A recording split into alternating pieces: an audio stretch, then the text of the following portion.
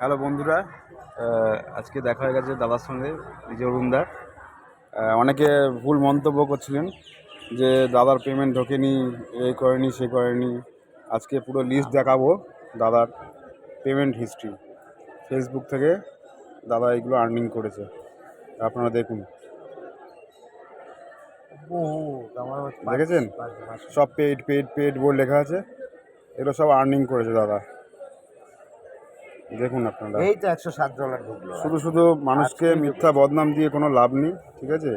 যেটা বাস্তব সেটাই বলুন, মিথ্যা রটাবেন না মানুষকে নিয়ে। সবাই পরিশ্রম করেই বাঁচতে চায়। এই দেখুন, এটা ঢুকবে, এবার ওইটা ঢুকবে।